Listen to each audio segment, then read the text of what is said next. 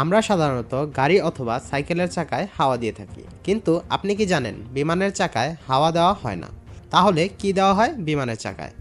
আজকের ভিডিওতে আপনাদের বলবো বিমানের চাকায় হাওয়ার বদলে কি দেওয়া হয়। আমরা সবাই দৈনন্দিন জীবনে রাস্তায় চলাচলের সময় গাড়ি, বাইক অথবা সাইকেল দেখে থাকি, আর এই যানবাহনগুলোর চাকায় হাওয়া দেওয়া হয়, এটা আমরা সবাই জানি। কিন্তু অধিকাংশ মানুষই জানে না বিমানের চাকায় হাওয়ার বদলে কি দেওয়া হয়। তবে আমি বলছি, শুনুন। বিমানের চাকায় হাওয়ার বদলে শুষ্ক নাইট্রোজেন দেওয়া হয়।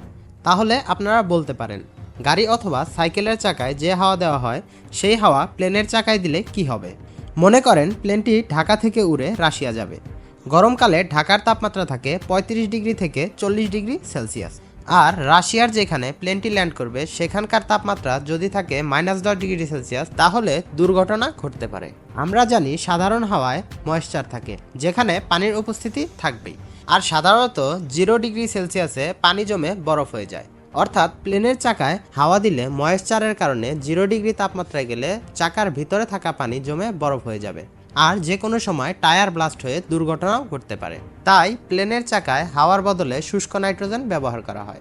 শুষ্ক নাইট্রোজেনের ফ্রিজিং -২১০ ডিগ্রি সেলসিয়াস। অর্থাৎ নাইট্রোজেন তখনই বরফ হবে যখন তাপমাত্রা হবে -২১০ ডিগ্রি সেলসিয়াস। আর সাধারণত পৃথিবীর কোনো দেশেই এত কম তাপমাত্রা দেখা যায়নি। ফলে প্লেন পৃথিবীর যে কোনো প্রান্তেই যাক না কেন, শুষ্ক নাইট্রোজেন কখনোই জমে যাওয়ার কোনো সম্ভাবনাই নেই, এবং দুর্ঘটনার সম্ভাবনাও অনেক কম হয়ে থাকে। আরও এরকম ইন্টারেস্টিং ও অজানা তথ্য সম্পর্কে জানতে আমাদের পাশেই থাকবেন। ধন্যবাদ।